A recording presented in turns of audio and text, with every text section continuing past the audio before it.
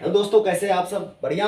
मेरा नाम उमेश कुमार सोना, अपना BRD medical Gorakhpur MBBS student. मैं आपको इस वीडियो में पढ़ाने वाला हूँ एलर्जी, उनकी टाइप और साथ में कौन कौन से क्लिनिकल केस हैं, जैसे कि एनाफाइलेक्सिस हुआ, है फीवर हुआ, अस्थमा है, अर्टिकेरिया है, ये कैसे होते हैं, इनका मैकेनिज्म क्या है, काज करने का डैमेज, और साथ में जनरल हम आईजी एंटीबॉडी और एलर्जन के बीच में रिएक्शन देखेंगे, और कैसे वो आखिर वैसोडाइलेशन करवाते हैं, कैसे वैसो कॉन्स्ट्रिक्शन करवाते हैं, कौन से सब्सटेंस रिलीज करवाते हैं, इसको डिटेल में पढ़ने वाले हैं। तो आप लोग नीट में एनसीईआरटी पढ़ के आए होंगे, उसको आप भूल जाइए, यहाँ पर उससे ज़्यादा पढ़ना होगा।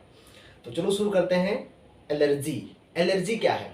एलर्जी एक प्रकार का रिस्पॉन्स है, अनडिजायरेबल रिस्पॉन्स है, अनडिजायरेबल साइड इफेक्ट कह सकते हो। तो सिंपल भाषा में क्या होगा? Undesirable side effect of immunity.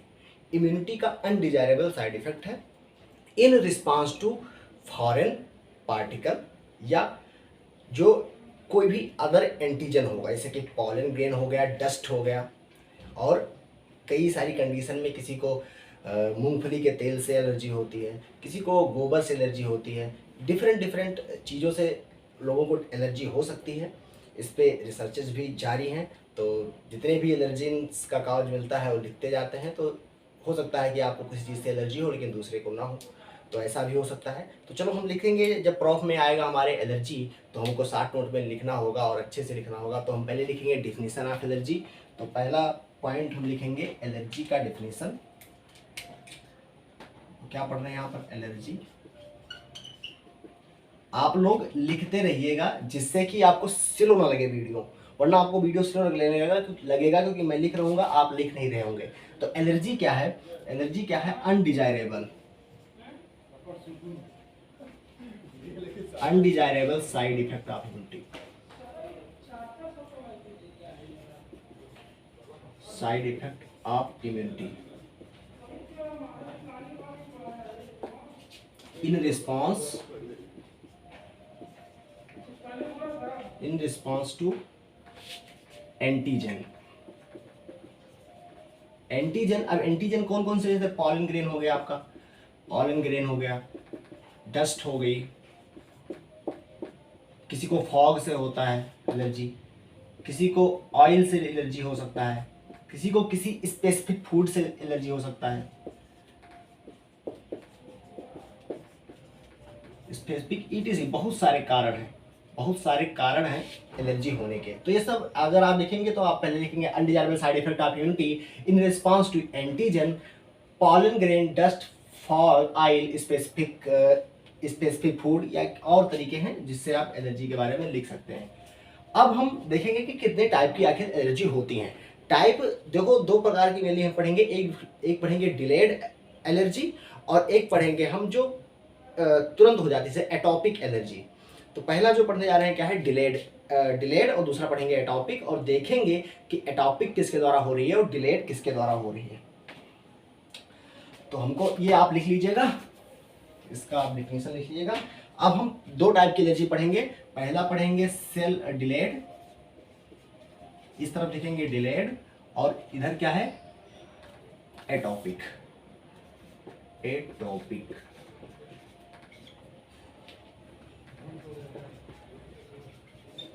Allergy. अब डिलेड क्यों कहा गया? डिलेड इसलिए कहा गया है कि क्योंकि ये ऐसे रिस्पॉन्स में होती हैं, जैसे कि पहला एनकाउंटर हो गया, मान लो कोई टॉक्सिन आईबी आप पहले एक्सपोजर किए, तो आपकी जो लिम्फोसाइट थी, जो टी सेल्स थी, वो क्या हो गई? एक्टिवेट हो गई। लेकिन जब सेकेंड एक्सपोजर हुआ उसी एलर्जन का, तब क्या हुआ? तब वो एग्जैगरेटेड इम्यून रिस्पॉन्स आया। तो इसमें इसी डिलेड कहते हैं, हल्का टाइम लगता है इसमें। और वहीं पर जो ये एटॉपिक एलर्जी है, ये non ordinary response of immune system होता है, नॉन ऑर्डिनरी इम्यून रिस्पॉन्स होता है ये, इसीलिए इसको एटॉपिक कहते हैं।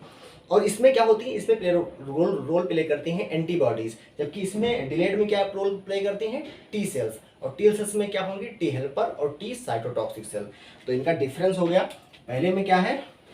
इसमें क्या होगा? जैसे ही फर्स्ट एक्सपोजर होगा, फर्स्ट एक्सपोजर होगा, तो काज इसका लिख सकते हो। काज क्या होगा?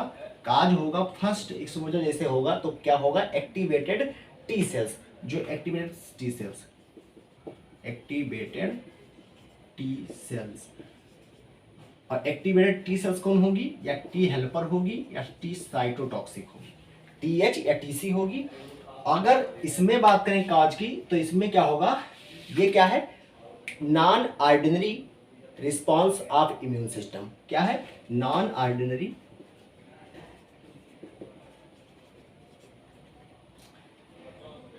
Immune response, non ordinary response of immune system.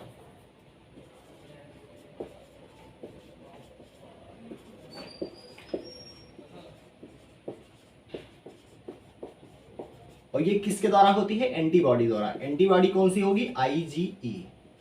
IgE, IgE अभी हम मैकेनिज्म जब पढ़ाएंगे तो आपको बताएंगे कि आईजीई क्या होती है। लगभग 5 लाख, हाफ मिलियन जो बेसोफिल होता है और मस्ट सेल होता है उनसे चिपकी होती है।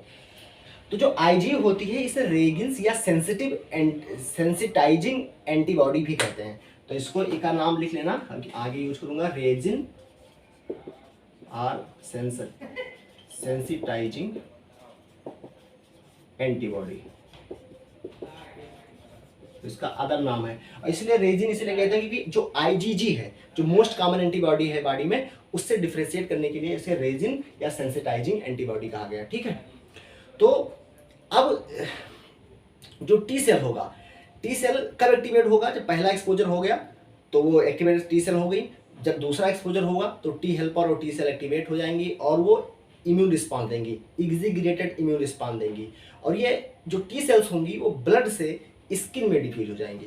तो इसमें क्या होता है, तो टी सेल्स होती हैं, टी सेल्स होती हैं वो, ये कहाँ थी, ब्लड में थी, अब ये क्या थी, ब्लड में।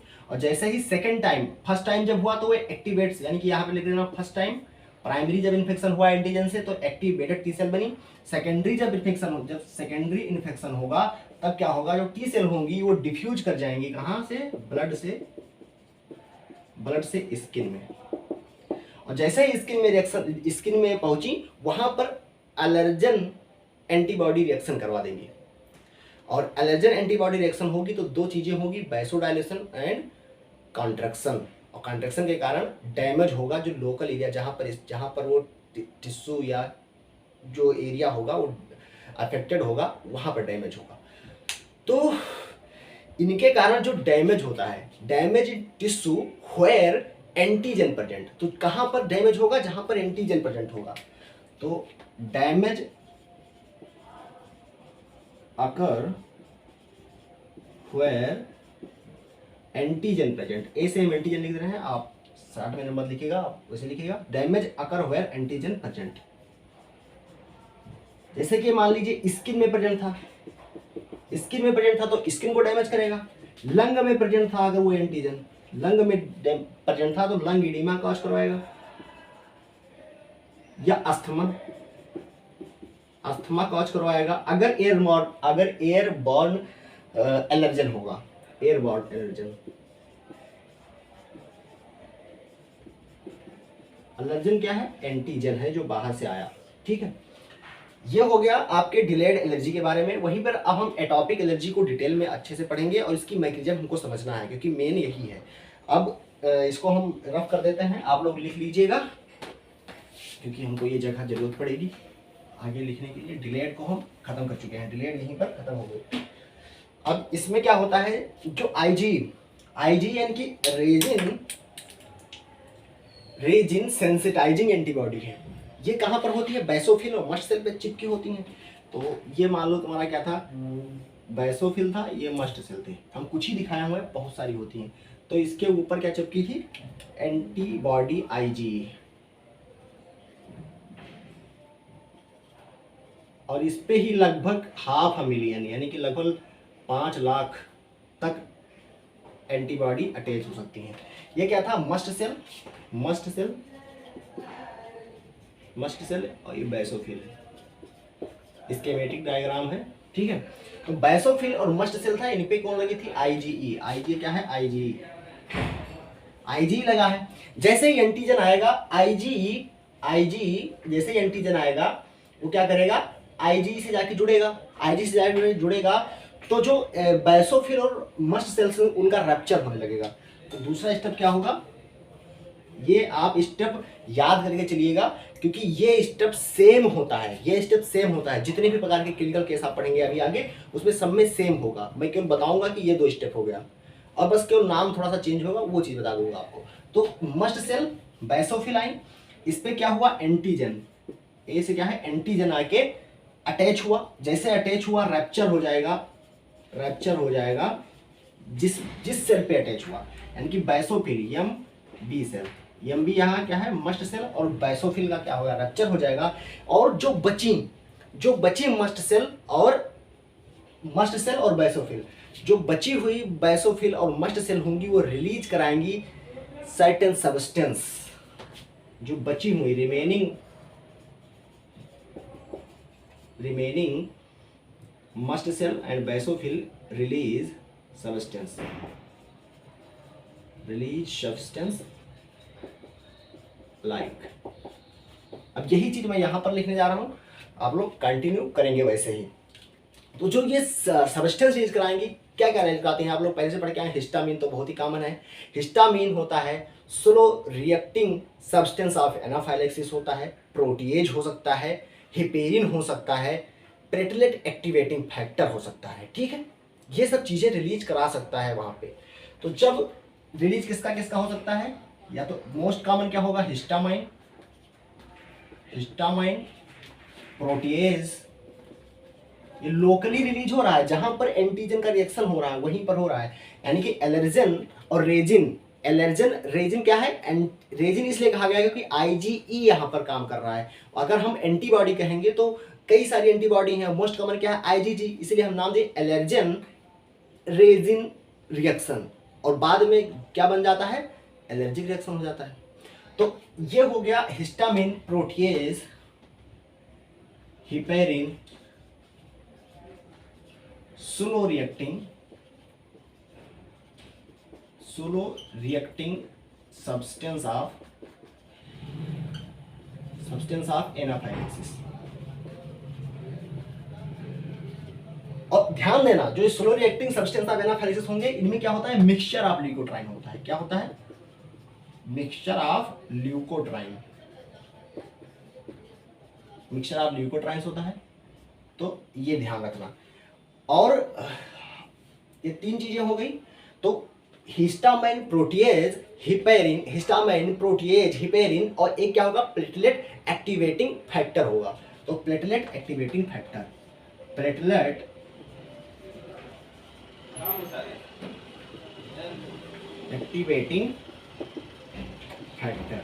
ये सब जब रिलीज होंगे तो क्या कराएंगे, जब ये सब रिलीज हो गए तो क्या कराएंगे, 2 चीज करवाएंगे। पहला चीज क्या करवाएंगे, ये वैसोडाइलेशन करवा देंगे। जो लोकल वैस्कुलर ब्लड वेसल, जो वैस्कुलर सप्लाई होगा, जो लोकल ब्लड वेसल होंगे, उनका क्या करा देंगे, वैसोडाइलेशन। तो पहला कराएंगे local blood vessel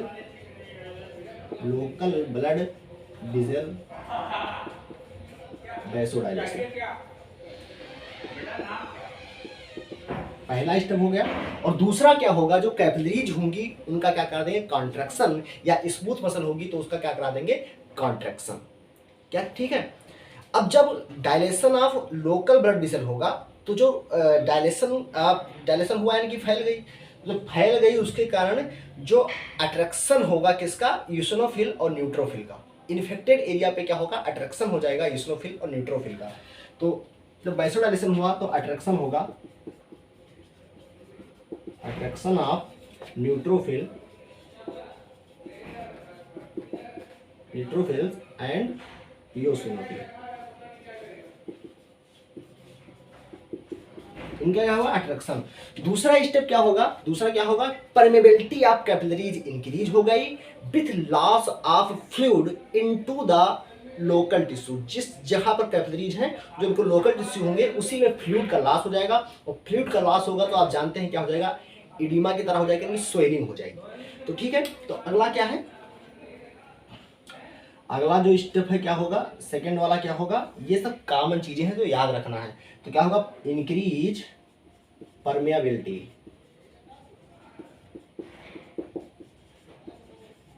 permeability of capillaries,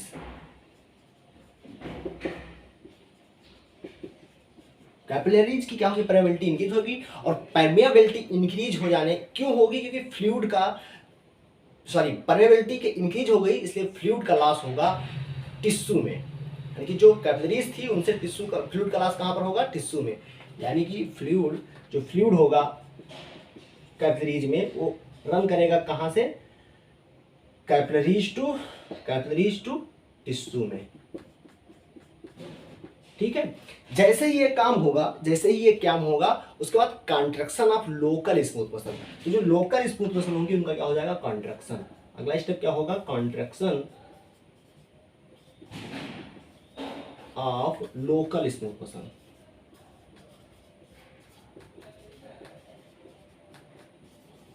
क्या होगा, लोकल स्मूथ मसल होगा। जितने भी क्लिनिकल कंडीशन पढ़ेंगे सब में ये चीजें सेम रहेंगी, बस केवल नाम डिफरेंट होगा। तो यही चीज हम बार बार नहीं लिखेंगे, आपको बता देंगे, आप लोग अपने भाषा में लिख लेना।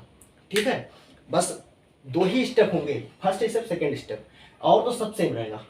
जो रिएक्शन हो रहा है उसको, हाँ रिएक्शन जो हो रहा है उसको लिख देते हैं कि उसको नाम क्या कहते हैं, उसके बाद में क्या होता है। जब ये चीजें हो गई तो इसी पूरे चीज को क्या कहते हैं, यहाँ पर जो एंटीजन और एंटीबॉडी का रिएक्शन हो रहा था उसे क्या कहेंगे, एलर्जन, यानी कि एंटीजन एलर्जन रेजिन रिएक्शन। क्या कहते हैं, एलर्जन रेजिन रिएक्शन। आप लोग लिख लीजिए जल्दी से, अगर आपको नहीं लिखे हैं तो आप स्क्रीनशॉट ले सकते हैं।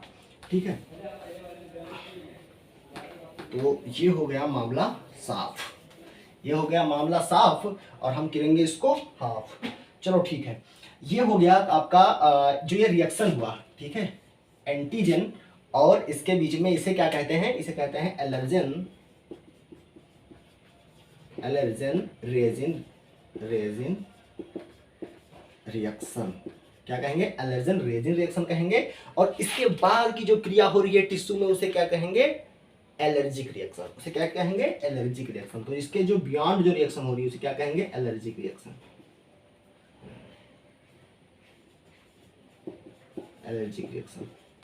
ठीक है, तो ये सिंपल सी चीजें हो गई एलर्जी की।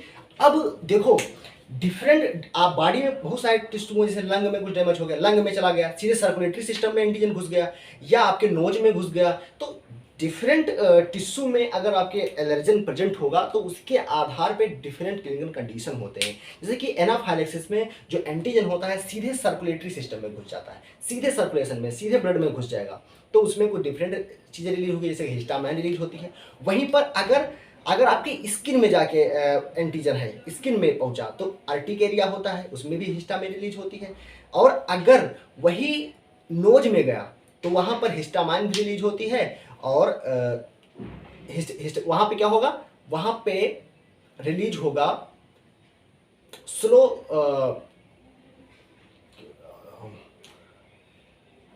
क्या रिलीज होता है भाई, हाँ, तो वहां पे क्या रिलीज होगा, हिस्टामाइन का भी वहां पे भी क्या होता है, हिस्टामाइन का रिलीज होता है। और वैसे ही अगर तुम्हारा अस्थमा में हुआ, अस्थमा में, तो यहाँ पर क्या होता है, अस्थमा को ऐसे हाइपर सेंसिटिव इम्यून रिस्पांस भी कहते हैं। ठीक है, इसमें क्या होता है, slow reactive substance of anaphylaxis release होते हैं। तो जब डिफरेंट टिश्यू पे डिफरेंट एंटीजन आएंगे और बाइंड करेंगे एंटीबॉडी से, रिएक्शन होगी, उसके बाद क्या होगी, एलर्जी रिएक्शन होगी। तो उसके बारे में हम देखते हैं कि कैसे उनको ट्रीट किया जा सकता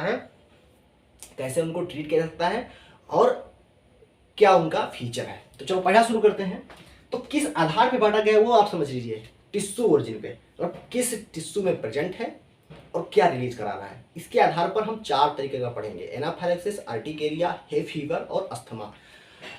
तो इसको पूरा हम कर देते हैं साफ और शुरू करते हैं। देखो ये रिएक्शन आप लोग याद रखिएगा, ये जो अभी रिएक्शन बताया उसको याद रखिएगा। तो पहला क्या है, देखो एनाफाइलेक्सिस को वाइड स्प्रेड एलर्जिक रिएक्शन भी कहते हैं। एनाफाइलेक्सिस को कहते हैं वाइड स्प्रेड एलर्जिक रिएक्शन भी कहते हैं।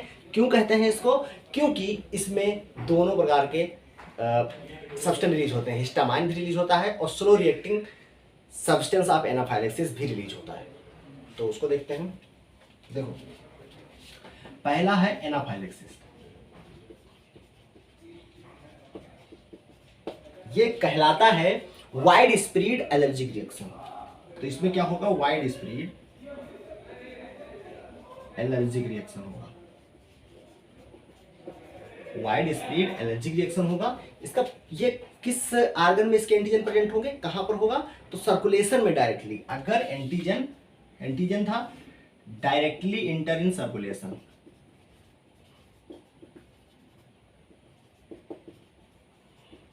डायरेक्टली कहां पर इंटर कर गया, सर्कुलेशन में, तब हम कहेंगे उसको anaphylaxis, wide spread allergic reaction होगा। इसमें हिस्टामाइन भी रिलीज होगा और slow reacting substance of anaphylaxis भी रिलीज होगा। वो क्या था, मिक्सचर ऑफ ल्यूकोट्राइन था, ठीक है, पहले ही बता चुका हूं। और जैसे ही रिलीज होगा तो दो रिएक्शन होंगी, क्या होगा, वैसोडाइलेशन और वैसोकंस्ट्रक्शन, और स्मूथ मसल क्या करेंगी, कॉन्ट्रैक्ट करने लगेंगी। वो चीज मैं पीछे ही बता चुका हूं, वो चीज मैं दोबारा नहीं लिखने वाला हूं यहाँ पे, बस केवल फीचर बताने वाला हूं। तो इसमें क्या होता है, रिलीज किसका होगा, हिस्टामाइन, तो ये क्या करेगा, वैसोडाइलेशन करवाएगा, और दूसरा कैप्सरीज का क्या कराएगा, वैसोकंस्ट्रिक्शन कराएगा, ठीक है। परमेबिलिटी बढ़ा देगा, जिसके कारण फ्लूइड जो होगा वो तुम्हारा टिश्यू में पहुंचने लगेगा, यानी कि स्वेलिंग करवाएगा। तो ये काम करवाता है हिस्टामाइन। वहीं पर स्लो रिएक्टिंग जो मिक्सचर ऑफ ल्यूकोट्राइन है, ये क्या करवाएगा, स्पाज्म करवाएगा स्मूथ मसल ऑफ ब्रोंक्यूल्स। जैसे कि अगर अस्थमा लाइक अटैक फील होगा। तो दूसरा क्या है, बहुत गर्मी लग रही है यार, ठीक है। दूसरा रिलीज क्या होगा, या तो slow reacting substance of anaphylaxis, आप लोग साथ में लिख रहा हूं, आप लोग लिख लीजिएगा, ल्यूकोट्राइन्स मिक्सचर, ये रिलीज होगा। ये अगर रिलीज होगा तो क्या करवाएगा, स्मूथ मसल का स्पाज्म करवाएगा। स्मूथ मसल का क्या कराएगा, जो स्मूथ होगा मसल होंगी उनका स्पाज्म कराएगा, और मेनली कहाँ का, ब्रोंक्यूल का। तो spasm of smooth muscle of bronchiole, तो ब्रोंक्यूल के स्मूथ मसल्स का स्पाज्म कराएगा, जिसके कारण अस्थमा लाइक अटैक आएगा, अस्थमा लाइक अटैक होगा। इसमें क्या होगा, अस्थमा लाइक अटैक।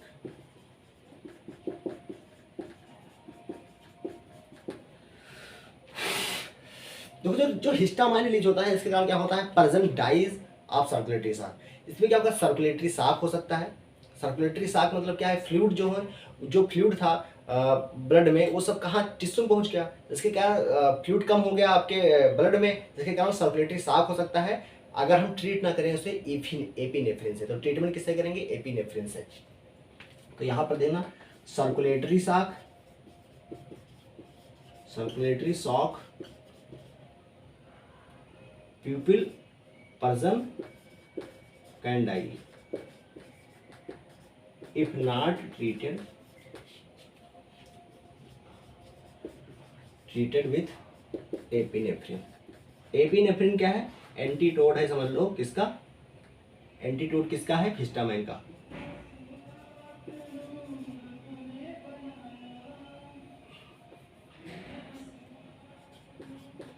एपिनेफ्रिन, तो एपिनेफ्रिन का इसका यूज किया जाता है अगर एनाफाइलेक्सिस शॉक किसी को, यानी कि एपिनेफ्रिन डेरिवेटिव ड्रग देंगे इसमें।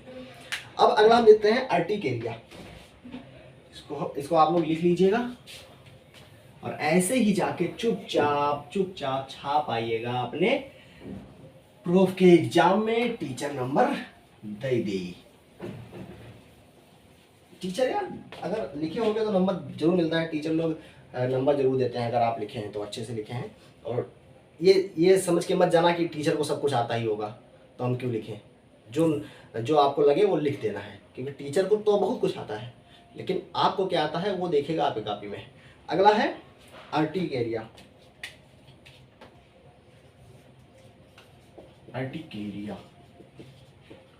देखो अभी हम जो पढ़ रहे थे वो क्या था, वाइड स्प्रेड था, बहुत जगह हो सकता था। लेकिन अब हम ये क्या है, लोकेलाइज एनाफाइलेक्टॉइड रिएक्शन होता है इसमें क्या होता है, अर्टिकेरिया में क्या होता है, क्या कहते हैं, लोकेलाइज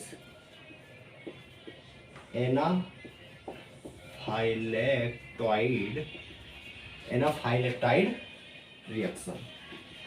इसमें क्या होता है, लोकलाइज एनाफाइलेक्टाइड रिएक्शन होता है। और ये कहाँ पर होता है, स्किन में। जो इसके एंटीजन कहाँ पर होता है, स्किन में होता है। एंटीजन कहाँ पर होगा, स्किन। अफेक्टेड एरिया है, एंटीजन कहाँ नहीं, अफेक्टेड एरिया क्या होगी, स्किन होगी। और स्किन में जब रेड फ्लेयर होता है तो आप कहते हैं अर्टिक एरिया है, तो रेड फ्लेयर हो जाएंगे इसमें। तो स्किन में होगा और ये रेड फ्लेयर कॉज करेगा, रेड फ्लेयर कॉज करेगा। और रेड फ्लेयर हो जाएगा तो रेड फ्लेयर तो तब होगा जब हिस्टामाइन रिलीज होगा। तो इसमें रिलीज क्या होता है, हिस्टामाइन। स्किन पे तुम्हारा एंटीजन होता है, रिलीज करवाता है हिस्टामाइन को। तो इसमें रिलीज क्या होगा, बस क्यों रेड फ्लेयर लिख जाओ कि आपको याद रहे कि अर्टिक एरिया में रेड फ्लेयर होता है। अब इसमें रिलीज क्या होता है, हिस्टामाइन। और हिस्टामाइन रिलीज हुआ, इसका मतलब वही दो स्टेप होंगी, वैसोडाइलेशन और कैपिलरीज का क्या होगा, कैपिलरीज ऑफ फ्लूइड होगा वो टिश्यू में आ जाएंगे। और contraction of local smooth muscle होगा, contraction of local smooth muscle होगा। तो वो आगे चीजें सेम है। जो स्वेलिंग होती है आर्टिक एरिया में, उसको हाइव्स कहते हैं। तो इसमें स्वेलिंग हो जाएगी, तो स्वेलिंग कॉल्ड हाइव्स। जो स्वेलिंग होती है उसमें क्या कहते हैं, हाइव्स। हम ट्रीटमेंट के लिए क्या देते हैं, ट्रीटमेंट के लिए देते हैं anti histaminic drug, anti histaminic. अगर लॉन्ग आंसर में आता है, अगर ये क्वेश्चन लॉन्ग आंसर में आता है, तो जो मैं मैकेनिज्म पीछे लिखा था ना, वो भी वाला जो dilation of local blood vessel, उसके बाद में जो फ्लूइड थे कैपिलरीज से, वो उसकी परमेबिलिटी बढ़ जाने के कारण टिश्यू में आ जा रहे थे। उसके बाद में क्या होता था, construction of local smooth muscle हो रही थी। ये चीज़ आप लिख सकते हैं और इसको बढ़ाने के लिए। अगला हम पढ़ेंगे हे फीवर, तो इसको मिटाते नहीं है, यहाँ लिख देते हैं हे फीवर। हे फीवर तू क्यों आया, हे फीवर तू जाना, हे फीवर तू क्यों आया भाई। हे फीवर क्या होता है, हे फीवर कहाँ पर इसका टिश्यू ओरिजिन होता है, कहाँ पर अफेक्टेड एरिया होता है, तो क्या होता है, नोज में। आपके नोज में कोई एंटीजन आके चिपक गया, पॉलन डस्ट आ गई, मिस्ट आ गया, और आप कोई डस्ट पार्टिकल आ गया, तो इसके कारण होगा। तो कहाँ पर आर्गन कौन अफेक्टेड होगा, इसमें नोज क्या होगा अफेक्टेड। और नोज क्या होगा अफेक्टेड, तो इसमें रैपिड फ्लूइड लीकेज होगा। कहाँ पर, नसल कैविटी में या डीपर टिश्यू में। तो इसमें क्या होता है, रैपिड फ्लूइड लीकेज इन नसल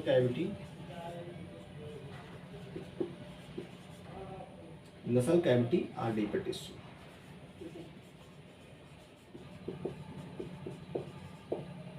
अब आप अगर बढ़ाना चाहें इसको, तो वही जो पीछे लिखा था, contraction of local smooth muscle, तो मतलब यहाँ पे नसल कैविटी का नाम दे देना। तो जहाँ पर वैस्कुलर लोकल ब्लड वेसल का कंट्रैक्शन लिखा था, वहाँ पर लिख देंगे इंट्रा नसल ब्लड वेसल्स क्या होंगी, डायलेशन हो जाएगा उनका। और जो contraction of local smooth muscle लिखे हैं, तो आप लिख देंगे वहाँ पर contraction of local nasal smooth muscle. ठीक है, तो ऐसे आप क्वेश्चन को बड़ा कर सकते हैं। इसमें क्या होता है, जब जो नसल लाइनिंग होती है उनका स्वेलिंग हो जाता है और सिक्रीटरी टाइप की नसल लाइनिंग हो जाती है। इसमें अगला पॉइंट क्या लिखेंगे, नसल लाइनिंग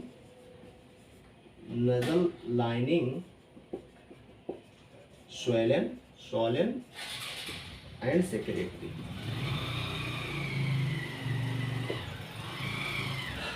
इनको ट्रीट कैसे करेंगे हम, एंटीहिस्टामिनिक ड्रग देंगे, सेक्रेटरी हो जाते हैं। और जो ये सिम्टम कई सारे आए, इसीलिए इनको कहते हैं स्नीजिंग सिंड्रोम होगा।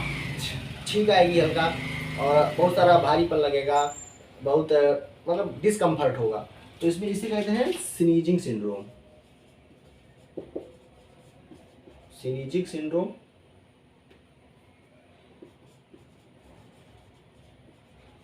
और ट्रीटमेंट के लिए क्या देंगे, वही एंटीहिस्टामिनिक ड्रग देंगे। मस्ट सेल और बेसोफिल पे आईजी अटैच थी, ध्यान रखना। अब अगला हम 4th नंबर पे पढ़ने जा रहे हैं अस्थमा।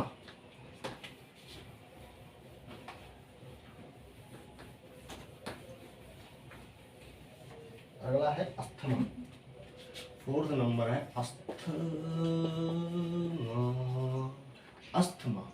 अस्थमा। जब अस्थमा होगा तो माँ माँ चिल्लाता है आदमी, अस्थमा अस्थमा, माँ को माँ याद आता है क्योंकि इसमें प्रेजेंट आई भी कर सकता है। अब देखो ये क्या होता है, एक हाइपर सेंसिटिव पर्सन में होता है जो काफ़ी हाइपर सेंसिटिव है, हमको धूल नहीं लगनी चाहिए, हमको इससे नफरत है, हाँ हमारे पास मत आओ, ये गंदा है लो। तो जो ज़्यादा हाइपर सेंसिटिव होते हैं उनको अस्थमा होता है। तो ज़्यादा हाइपर सेंसिटिव मत बनो, बचपन से ही लड़कों को हल्का धूल माटी में खिलाना चाहिए जिससे एंटीबॉडी वाडी बने, कुछ सही रहे। है ज़्यादा ही अगर सपोस्टिकेटेड हो गए कि नहीं नहीं नहीं नहीं छुएंगे हम, ये नहीं करेंगे, तो फिर आपको एंटीबॉडी डेवलप नहीं होंगी और आप हाइपर सेंसिटिव हो जाएंगे।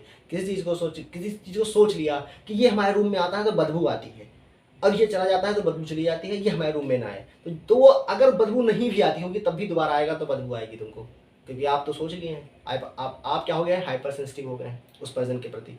तो ये अस्थमा जो होता है वो हाइपर सेंसिटिव पर्सन में होता है। तो पहला पॉइंट लिखना है in hyper sensitive person, in hyper sensitive person, in hyper sensitive person.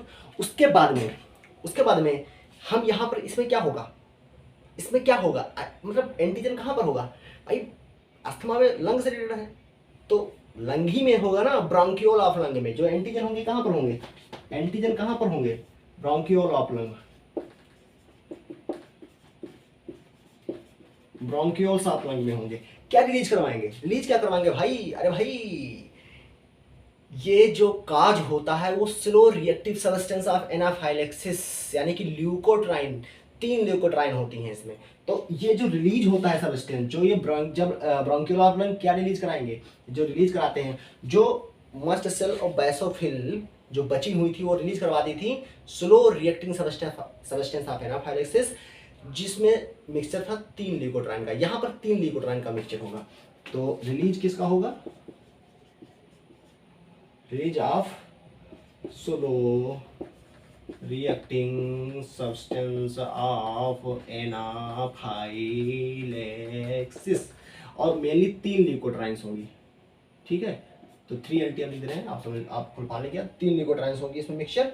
और ये क्या करवाएंगी भैया, अरे भैया क्या करवा देंगी, ये क्या करवाएंगी, ये वही दोनों प्रोसेस, लोकल ब्लड वेसल का वासोडाइलेशन, कैपिलरीज की permeability increase, fluid blood to tissue, और उसके बाद में जो लोकल स्मूथ मसल होंगी उनका क्या कराएंगी, कंट्रैक्शन। तो जो चीज़ें पीछे लिखी गई हैं वो सेम है, बस केवल यहाँ आपको चीज़ें बढ़ानी है। इसमें क्या होगा, जब ये सब्सटेंस रिलीज हो जाएगा तो जब कंट्रैक्शन होने लगेगा, ब्रोंकियोल्स का कंट्रैक्शन हो जाएगा तो डिफिकल्टी क्या होगी, ब्रीदिंग में। तो अगला पॉइंट क्या लिख देंगे, difficulty in breathing, difficulty in breathing, सही नहीं ले पाओ था, समझ नहीं पाए तो मर्जी है।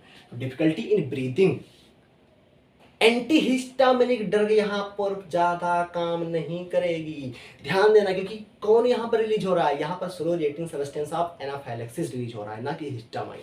तो यहाँ पे इनइफेक्टिव होंगी कौन, एंटीहिस्टामिनिक ड्रग, या कह दो लेस इफेक्टिव। तो एंटीहिस्टामिनिक ड्रग